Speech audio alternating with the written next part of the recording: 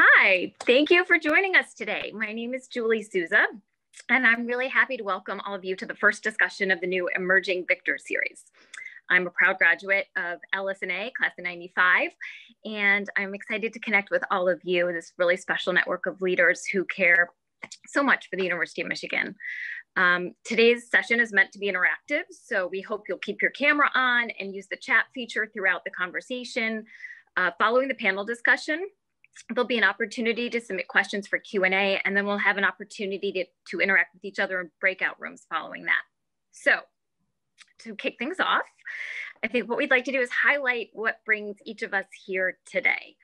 And I'll start by sharing that I give to the University of Michigan because I think Michigan invested so much in me, not only academically, but from a leadership and life skills perspective. And I feel sort of an obligation to pay it forward and pay it back. When it comes to philanthropy, I am most passionate about, here's my Psych 101 LS&A coming back at you, that first layer of Maslow's hierarchy of needs, really addressing issues of poverty and those who have so little. So that is a philanthropic motivation for me. I think we're going to have a slide pop out. I can't tell if it's is it happening? Yes, there it is. Okay, so those are those two prompts. And we want to encourage each of you to take a moment and reflect and share your own thoughts on these two questions in the chat. So I'm going to be quiet for a second and give everybody a moment to enter some of their responses.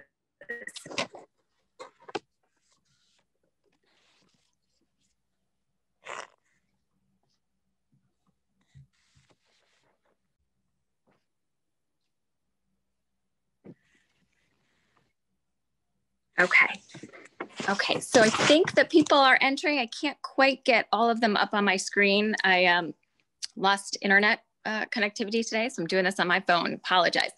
But continue sharing in the chat, and again, use the chat throughout today's session. So right now, I would like to introduce Tom Baird. He's the Vice President for Development at U of M.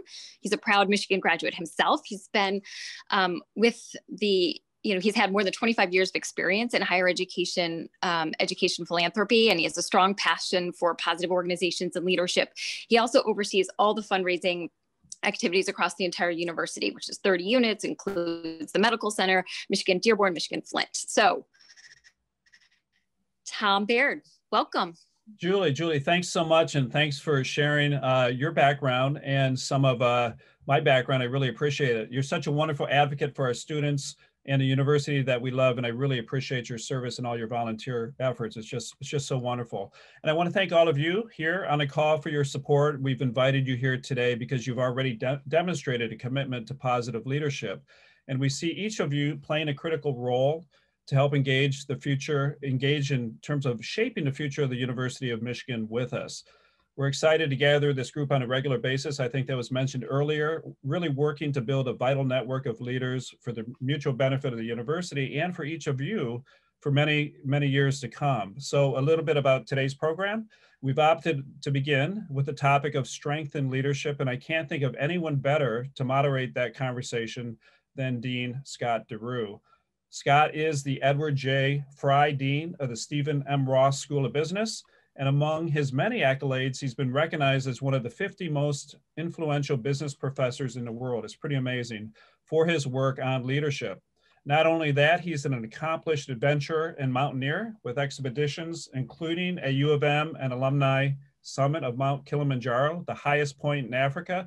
I've talked to him about that trip. If you ever get a chance to ask him about it, he has some amazing stories around leadership and what that was like. So Scott, someday we'll have a chance to talk to you more about that. So please join me in welcoming Dean Scott DeRue, who will introduce our panelists.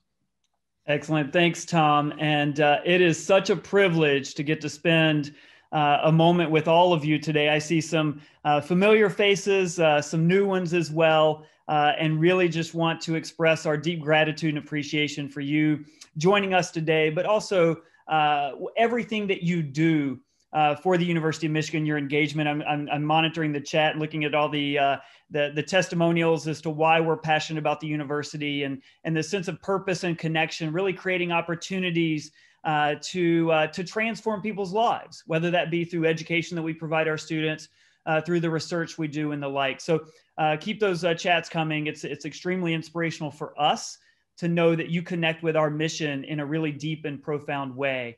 I also want to just, on behalf of everybody at the University of Michigan, send all of you our well wishes. The last year or so has been a challenge for everyone around the world. And I hope all of you and your loved ones and your family are healthy and safe and doing well. We have a wonderful panel of 4 extraordinary University of Michigan alumni joining us today. They're entrepreneurs, they're leaders, they're innovators. They are true champions of what the Maize and Blue represents. And we're coming together today to talk about leadership, to talk about impact, to talk about the power of purpose, the power of innovation. And I know I speak for everyone on the panel. We're very excited to engage with you and hear what you're interested in as well. And so feel free to ask questions throughout. You can throw them in the chat. And we've got folks monitoring the questions there as well. And then we're all looking forward to engaging with you in the breakouts also. So with that, let me introduce the 4 panelists, just brief introductions, and then we'll jump into a couple of questions to get the conversation started. First up on the panel is Wei Chu, who was a econ poli-sci major who has gone on to an amazing career in venture capital with a particular focus on education and the power of education to change people's lives. So Wei, thank you very much for joining us, and it's great to connect with you today.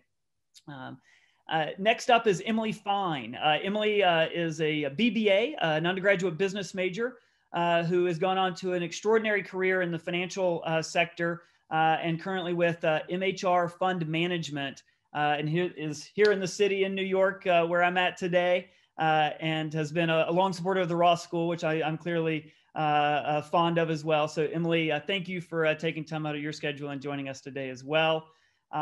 Next up is Ron Hall, who is a law grad and currently serving as president and CEO of Bridgewater Interiors. If you own a car and it has seats in it, you can thank Ron for your seats. He and his company do a lot of interior work for major autos around the world. Ron, thank you for joining us and contributing to the Michigan family. And last but certainly not least is Aaron Wolk. Aaron is a bachelor's in fine arts and the co-founder and chief creative officer for Bombas. And Aaron, in spirit of Bombas, I wore my Bombas socks today just for you. So thank you for joining the panel as well. So super excited to have Wei, Emily, Ron, and Aaron joining us for the conversation today. So I'll jump in and get to hear from them, and we'll get the conversation started. So I'm gonna send the first question to Wei. I'm gonna ask you first, the first question, and then we'll get the conversation started. And I'm gonna start it with a question around purpose. All of our panelists are in business in one form or another, and there's been a lot of conversation about purpose and the role of business in society. And most acutely in August of 19, the Business Roundtable, a collection of the largest companies in the world, released a statement of corporate purpose that emphasized how business not only creates economic returns for shareholders, which of course those economic returns have a positive social impact in their own right, but also how businesses can and need to invest in workers, suppliers, communities, ultimately emphasizing how business must invest in the long-term value of all stakeholders, including but not limited to shareholders. That statement received a lot of attention, and each of our panelists have been in their own ways living up to that conception of business well before the Business Roundtable shined a light on that statement of corporate purpose. So Wei, I'd love to start with you and just get your perspective on to what extent is it important for modern organizations to embrace this broader sort of stakeholder approach to business? Great. Happy to kick it off. I'm Wei. I graduated in 1997. I've worked in ed reform for the last 15 years. And so I have 2 children. And to be honest, I think kind of what gets me up every morning is when faced with the idea that my generation will be handing over a world that faces a climate catastrophe and global unsustainability from an economic and health scenario where income gaps are ever increasing between rich and poor. I can't imagine a more important time to impart this sense of urgency to rethink how we approach business. I have long believed at my firm at Reach Capital that we can deliver on social impact as well as financial returns. We have a commitment to social mobility, so we have to live up to what we think we can return both socially and financially. And I think, the current state of the nation, unleashed so many cracks that already had existed in the education system, at least where I focus on. And I think highlights why we as a firm invest for impact, and what it means for our team to retain our sense of purpose. I think every company around the globe is asking this same question in this moment in time more than ever. And I think I'd only add, as I raise to Gen Z, their children right now, I can see, and from the hires that we make in terms of our analysts and associates, there's an exceptional generation that is demanding transparency, that is leading with purpose. And I think that has learned so much of what it means to be authentic, whether because they are digital natives and have seen the negativity or negative aspects to social media, and there are positive aspects. So I'm actually very hopeful for this next generation, but I do feel a sense of responsibility given where we are in terms of an unsustainable capitalist state right now, both from healthcare as well as climate. So I don't think there's any time more than ever right now to really focus on what it means for your own company or for your own profession and what purpose-driven work really means. Thank you, Wei. What about others? Emily, Ron, Aaron, how do you think about this conception of business and this broader stakeholder model in your own worlds, and in particular maybe some of the tensions and trade-offs that are there across these various stakeholders? Go ahead, Aaron. No, Emily, please. It's a very broad question. And I think the sort of the answer begins not just in our organizations, but as Wei referred to a little bit, just at home, and sort of just leading by example, starting about at home and in our organizations. And I think leader doesn't necessarily come with title or having your name on the door, but maybe just being somewhere and having more tenure and sort of having others look to you and your behavior. I mean, I'm struck with the conflict. It's not obvious. You can actually create good in finance. In the area of private equity, we focus on distressed companies. And again, it's not necessarily vultures coming in and stealing businesses. We actually view it as in our world, we can actually repair businesses that may have been damaged due to poor management or even due to excessive leverage put on by private equity firms, which is of no fault of management. But we're often able to go in and help these businesses and cure these businesses and heal them. And rather than eliminate jobs, we can actually create jobs. The conflict does arise. There's one investment that we made very attractive economically. There was a textile plant that was shut down after the financial crisis in South Carolina. Even though the plant was profitable, the parent was in bankruptcy. We were able to buy the assets for about $5 million with the goal of restarting and recapitalizing the plant.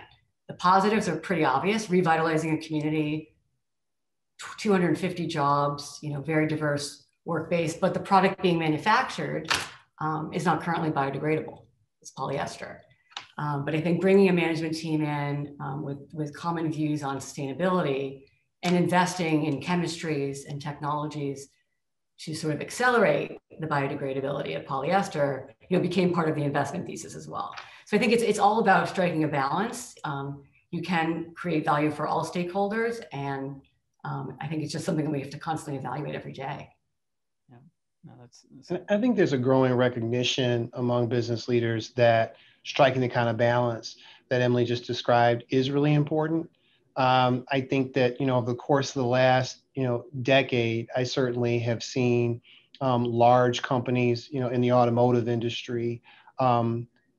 walk the talk a little bit better when they talk about sustainability, when they talk about diversity, equity, and inclusion, when they talk about supplier diversity. And I expect that that's because, we're all seeing the statistics about all of the widening gaps in America, especially as Wei described. And I think, people understand that is not sustainable in the very long term. And the more people, I think, recognize that, acknowledge it out loud, as we saw with the Business Roundtable, it creates room and permission for other firms to lean in a little harder, right? Because the challenge, I think, is nobody wants to go it alone. You don't want to try to save the world while your competitor is eating your lunch. But to the extent that regulators are pushing you there, customers are pushing you there, other stakeholders are pushing you to do better. Okay, now through business associations and loose collaborations with each other, even independently on our own, we can take steps to move in this direction and not feel like we're undermining our firms to do it. And Ron, I think that's so important because that's where that strength can come from, where you can really make these moves and be bold, where you've got a collective moving in the same direction. Aaron, you were on the ground floor of starting a company, and when you and your co-founders did, well before the Business Roundtable made any statement about corporate purpose, you all were thinking about how do we create a company that does well economically, but also serves an important social function within society. How did you and your co-founders think about this notion of purpose, and the strength of leadership to lead with that purpose in creating a company? Yeah, sure. I think, a little over 10 years ago, I think we were all kind of had an entrepreneurial itch and were thinking about what the next thing to start was, and had seen a lot of ideas, and nothing really resonated with us until we heard that socks were the #1 most requested item in homeless shelters. And we thought to ourselves, that's kind of an odd thing, but when you think about it a little bit more, you realize they're a wear-through item, and for hygiene reasons, you just don't see the kinds of donations. And we kind of looked around and said, I think we could probably help solve that problem if we put some business acumen to it and try to figure this out. And that was the impetus for our company, which I think, is a really important starting point, like you said, Scott, because it wasn't, let's see how much money we could make, or let's figure out how much margin we could squeeze out of, XYZ widget. So for us, it was about, solving a problem. And look, we started, with no hiding that we were a for-profit company and that we were raising money and doing everything else, but felt like if we were doing that in conjunction with a better purpose, and we also, we thought it would really resonate well with our customers, which it did. I think we sell for a premium, and there were some naysayers that said, well, if you didn't donate the socks, could I buy them cheaper? Or investors that said, if you stripped out the donation model, your margins would look this much better. And we said, that's great. Then we're just not the company for you to invest in, or we're not the company for you to buy socks from. And I think, feeling like we were pretty unwavering on our commitments and actually have gotten them stronger. And, I think it's really, really important. I think we're trying to build a modern company and feel like all modern companies should have a component of them that gives back. And that can take a lot of different forms. So it's not a one-size-fits-all model. I also think customers, especially in the retail world, like to be able to vote with their dollars now more than ever, especially younger generations. I feel, are compelled to support companies that they think align with what their morals and their values are. And I think, as the younger generation starts to get more disposable income, that's going to become more table stakes than it is even today. And I think you just kind of want to be on the right side of this when it all happens. And I think we're lucky enough to have felt we're out there in front, and we make sure we're not just, to Ron's point, not just, talking the talk, but walking the walk, and making sure that we get involved and we volunteer. We have thousands of volunteer hours every employee, and sponsor a ton of programming. So it's not just like a donation model where product goes out and we never see it again. So making sure that it is, enrooted in the genesis of where the company started and continued to live. today is something we're focused on. And just one thing on Emily's point, we had a private equity partner came in and we made it written into the bylaws that they could not adjust the donation model without certain covenants. So unless the company is really, really in dire trouble, we made sure that those things were protected, because we did not want, in the fundraising business world, which I know we're all part of, to make sure these things were going to be there for a long, long time. Excellent. Thank you all for sharing. I'd love to, shift to a more immediate, if you will, motivated question. And that is, we start with purpose. And as leaders, we have to find strength in our leadership and the courage to lead with purpose. And if I look over the last year, all of us, no matter what sector you're in, whether it be venture capital, private equity, manufacturing and the automotive sector, or in retail and consumer products, or in our case, education, the pandemic has had a significant impact one way or another on our worlds. And Emily, I'd love to start with you here, and then we can get others involved. We've all spent the last year sort of enduring and navigating this global health pandemic and crisis. And one of the things that we know for sure is that the pandemic and its impact has been very uneven, right? There are sectors of our economy, there are segments of our population that have been impacted much more than others, right? What do you see as we start to think about the future coming out of the pandemic? What do you see as opportunities, whether it be for business or other sectors of society coming out of the pandemic, that you're either most curious about or maybe even most excited about right now as we think about sort of what's to come over the next, hopefully soon, but maybe, 6 to 18 months down the road? Yeah, sure. And it might seem obvious, but I think just everyone's ability to operate in a virtual setting just creates tremendous opportunities, I think, for individuals and professionals. So I think I am actually involved in a philanthropy that really just works to educate initially children, that didn't have access to education worldwide, just by curating the content that's already available on the internet, but they just don't have access to it because maybe they don't even have internet access.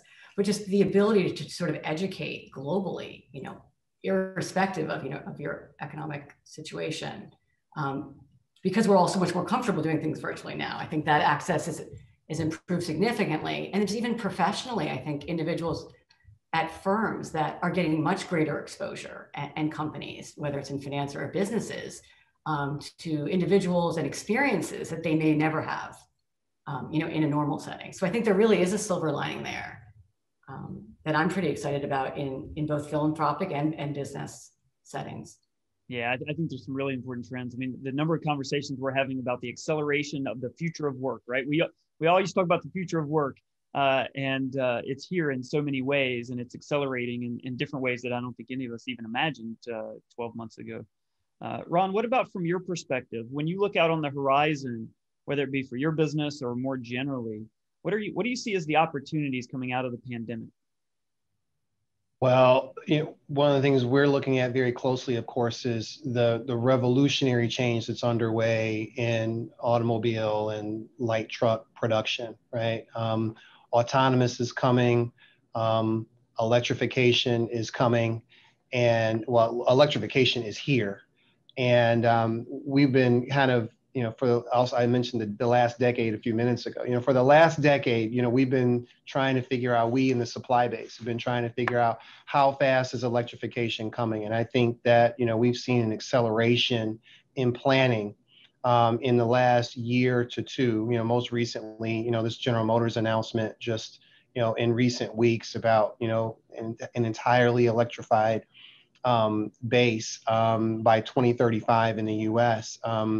That is of huge interest to us, and we're trying to figure out, what the car seats that are going to go in those vehicles are going to be like. Is your car going to be, more living room or den and much less, cab and bus like, and what are you going to want it to be able to do, and how do we make sure that the seating systems in those platforms are adding value? I mean, so at the far end, those are the things we're thinking about. But shorter term, we're looking at the ways that the pandemic is impacting our workforce. We have a little over 2,000 employees spread across 4 facilities. And I will tell you, in manufacturing world, it's really compelled us to step up our communications game. Because we were shut down for 2 months, and many of our employees don't have company email addresses, don't carry company computers, and so we had to think harder about the right ways to communicate with them, to stay in touch with them, let them know the ways in which we were trying to preserve the company's future and care for employees. And so it's really stretched us to think about the way we manage and lead in some different ways. And I think that kind of newer way of thinking is the main thing that's going to continue. Ron, you got a question in the chat that's specifically for you. So I'm going to ask it now because it builds on this question. What's the future of hydrogen? I wish I knew. And I'm glad that I'm in a commodity like seating where I don't have to understand that stuff so much. Don't ask me for any predictions. What I say at home to my family is electrification is going to come to the US and North America later than it will the other major regions of the industry. And I think that we will see hydrogen in the commercial sector pretty dominantly, probably by 2040. I think what you'll see is electrification for passenger and hydro for delivery trucks, buses, things of that nature. Very loosely, that's what I think. But we don't have R&D developing in that space, and we are largely in a reaction position to where the technologies are going, the propulsion technologies are going. It sounds like a very a crystal ball prediction that you're very certain of. So somebody asked me the other day if I had a crystal ball, and I said if I did, I would have invested in GameStop and then gotten out. And so I think we're all in that boat. Wei, I'd love to come back to you in particular with regards to the question of opportunities coming out of the pandemic, because we're here for the University of Michigan. We're in the educational sector. You invest in the educational sector. Many of us have kids, grandkids that are trying to navigate the pandemic, either with homeschooling or hybrid schooling or some form or another. When you look on the horizon, what do you see as the opportunities in the space that you play in coming out of the pandemic?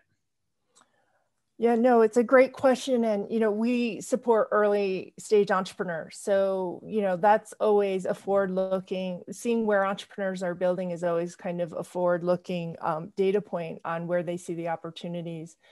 The reality is 1.5 billion kids globally were in need of remote learning options in March.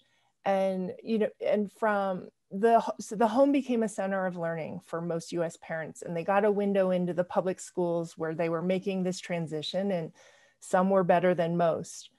And we always had this thought where Asian parents in Asia were spending so much on they're spending most of their disposable income on supplemental academics, where I think that equivalent number was US parents were spending that much on football equipment.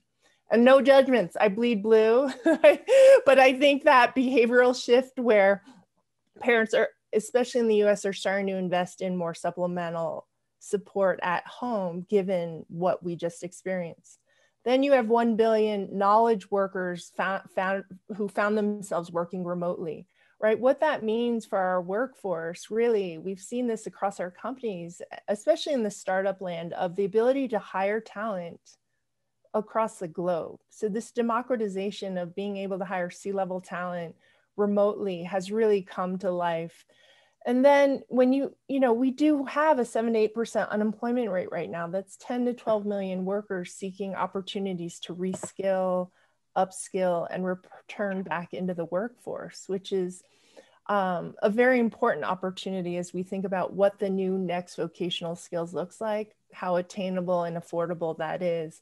And I'd say lastly, I know I'm speaking to a higher ed institution, what we call the debundling of higher ed or college alternative education has been in conversation for 20 years. We have a $1 trillion student debt crisis. There's nothing sustainable about, particularly for tier 2, tier 3 schools, unfortunately, in terms of delivering, the type of education and career opportunities for students.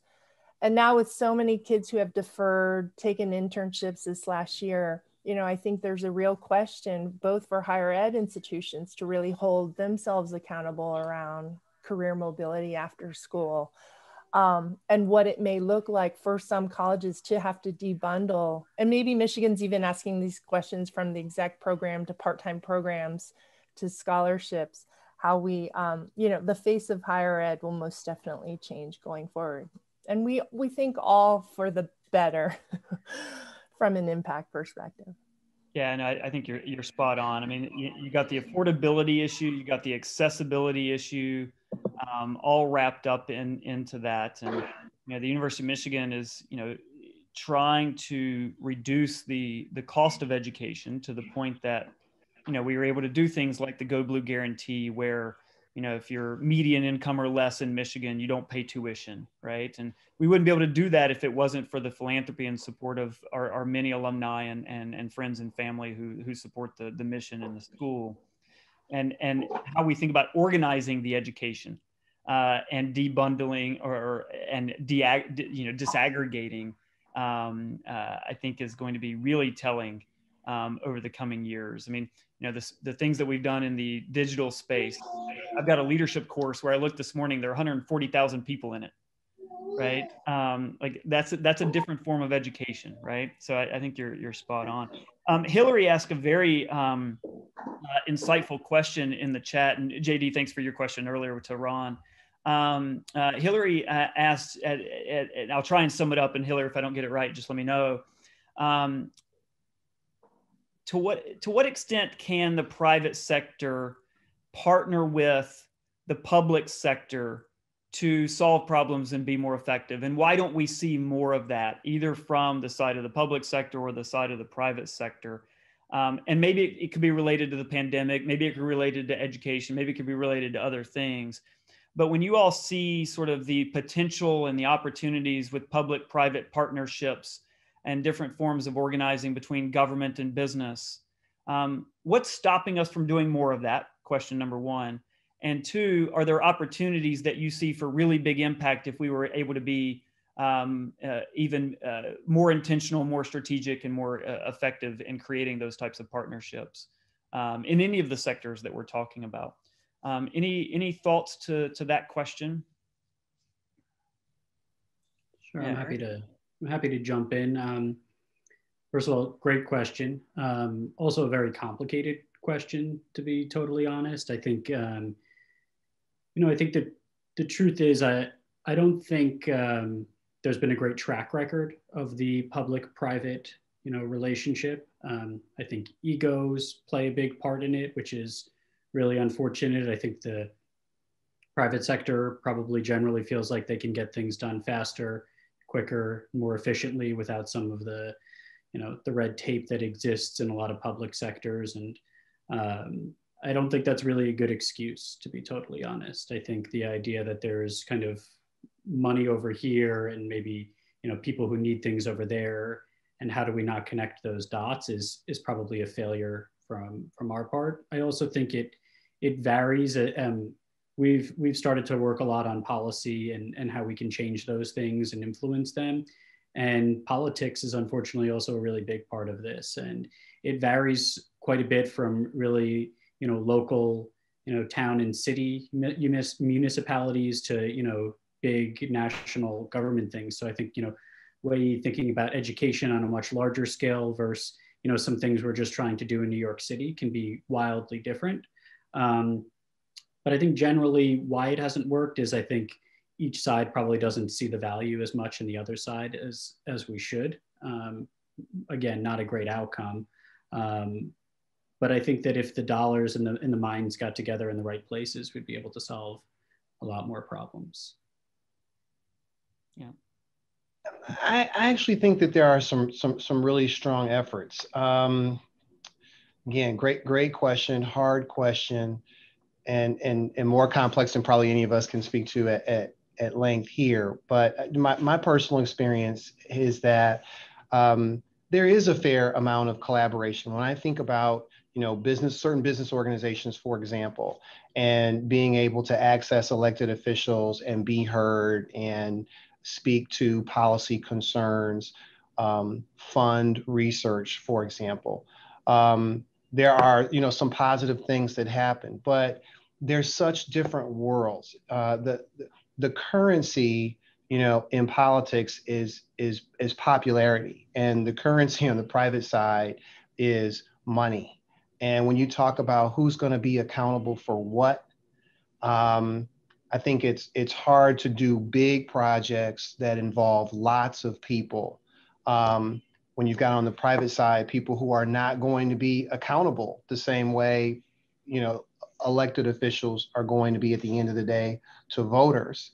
And elected officials, while sure they'd like to have, the financial support from the private side, are sometimes, resistant to, as Aaron was saying, business people who say, look, I've got an MBA from Ross. This is a project management problem. I can come in here and fix this for you, but you got to deal with the media piece and just let me do it. I mean, that just doesn't work for elected officials.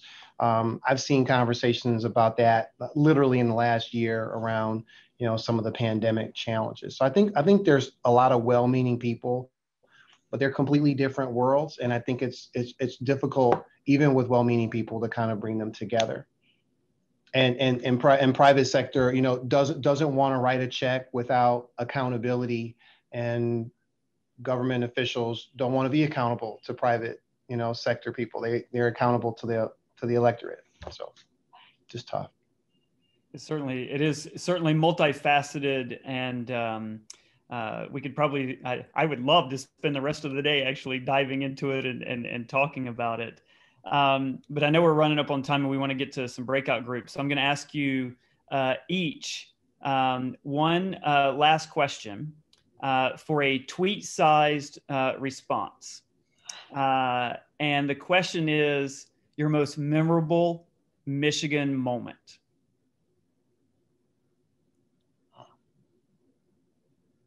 That's easy for me. So if you want, I'll go first. Ron?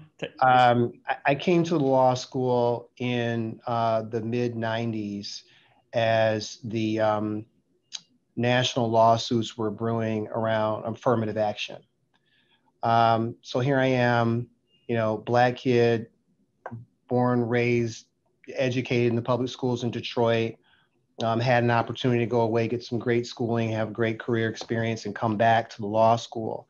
I was so proud of the way the university defended the notion of importance of access for everybody to a school like the University of Michigan.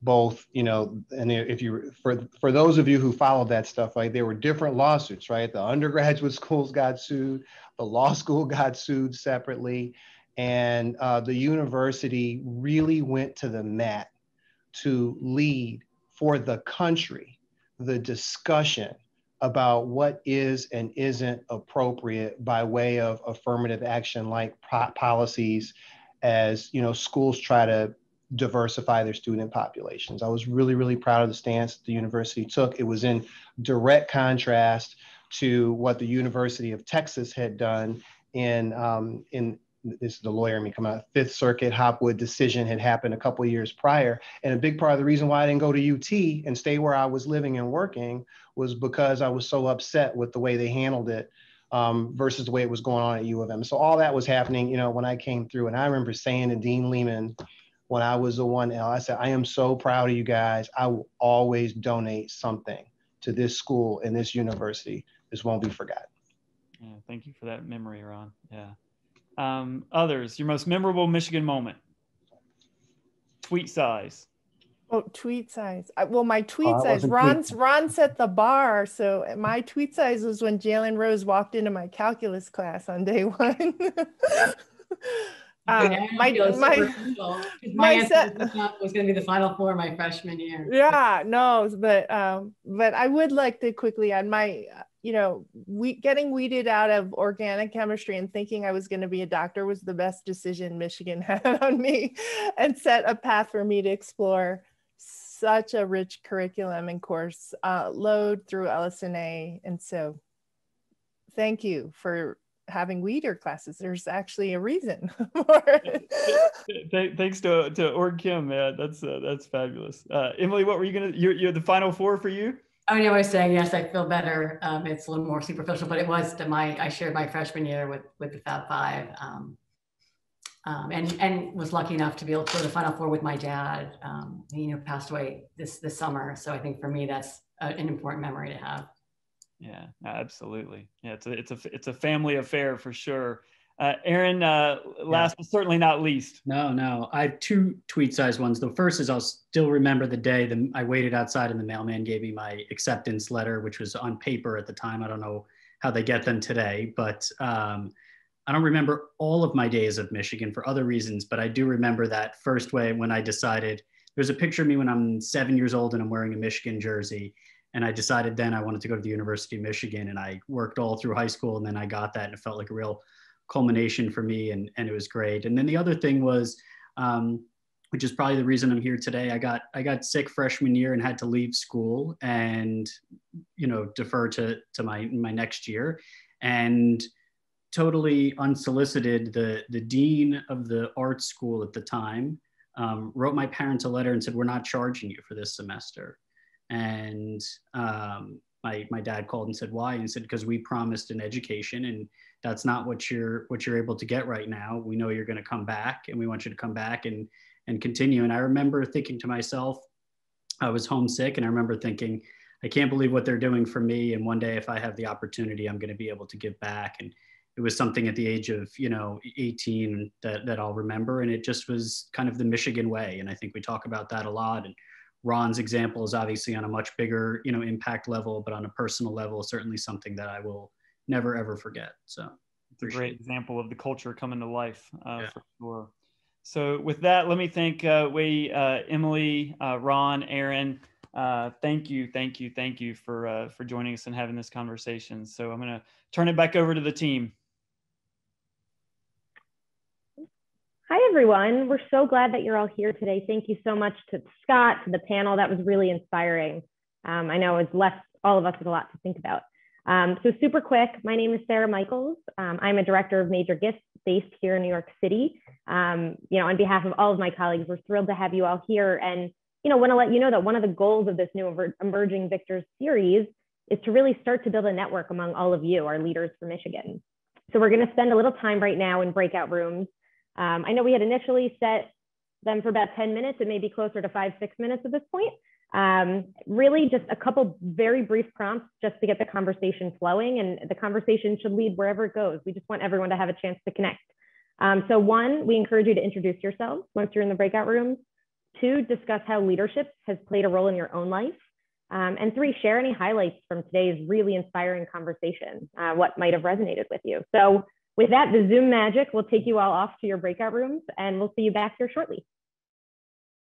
Looks like I think pretty much everyone's back. Thank you all for being here today. This has been incredibly inspiring, motivational for all of us. Hearing so many of you share, why you love Michigan, how Michigan has inspired you to be a leader, I think has all of us thinking, and just really feeling so fortunate to have you all as our leaders. So thank you. Initially we were going to have some time for sharing out, but I think we're getting a little bit to the end here. So instead, I'm going to pass it over to Julie Souza to close us out, just with a few brief remarks and something a little bit hopefully fun that we gathered from all of your comments earlier on. Julie, take it away. Sure. So thank you, everybody. I mean, I loved this. I don't know about all of you. I was reading some of the chats in response to those prompts, and I think we're going to throw up like a word cloud that collects some of that feedback, but a lot of like giving back, paying it forward, grateful for the opportunities, the education, the diversity. Charlie Kim, I see you with the Fab Five thing, 100%. And that was a lot of our breakout too, was talking about the influence of sports in sort of creating that community, which is neat, but so much others. So you guys can see this word cloud, awesome stuff. you know, I think it's super powerful to know that this group will continue to change the world. I mean, individually, but also collectively through Michigan. So that's exciting for me. I want to thank our panelists, Wei Chu, Emily Fine, Ron Hall, Aaron Wolk. Thank you. Special thank you also to Scott DeRue and Tom Baird for helping facilitate and lead today's discussion, to the development staff for making this happen. You know, Sarah, Jenny, everybody, thank you. I am really looking forward to connecting again with some more of these discussions. We have 2 more coming in the Emerging Victors series this year, so be on the lookout. And I just look forward to building this community with all of you. Thank you for spending the time with us today. Have a great day and go blue.